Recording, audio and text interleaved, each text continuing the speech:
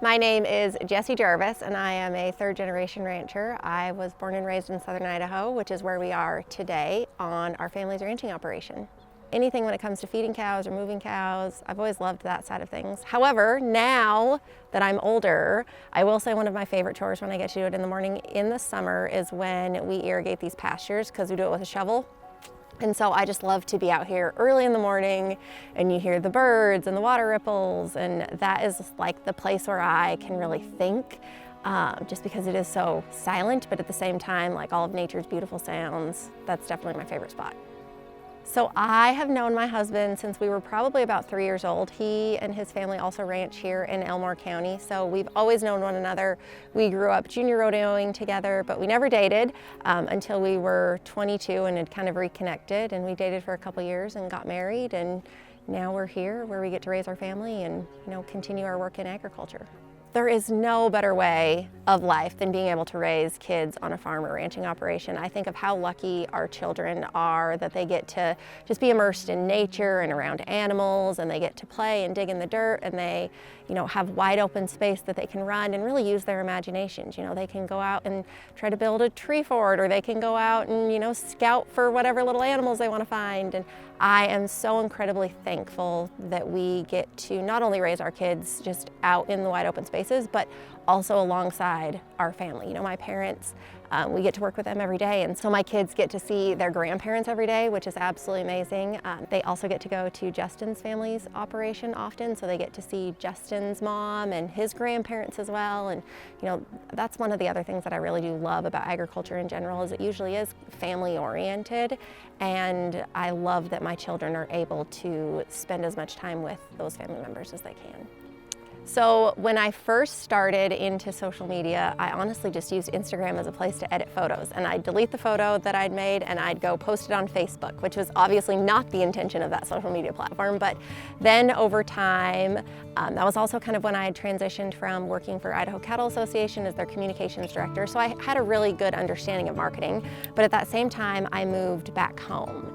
And so then I had the opportunity to showcase life as a rancher every day, and it was really exciting for people to see. And so the more people that would ask questions, the more that I got excited about sharing my everyday life. And so it's just kind of bloomed from there.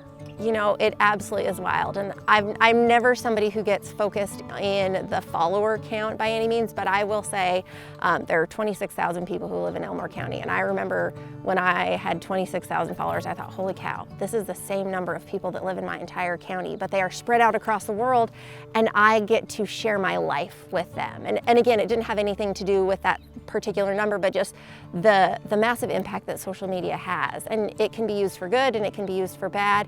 And I think that, with my intention of wanting to spread more of the message of agriculture and what it is that we do and how passionate we are about our work, there's no better place to share that. I've definitely seen negative comments online when it comes to any kind of agriculture, and I think oftentimes those come from a couple different places. I think the first one is hurt people usually hurt people. And so I think that when people say mean or negative things, oftentimes the issue that they're talking about isn't even the real issue. I think that it's within them.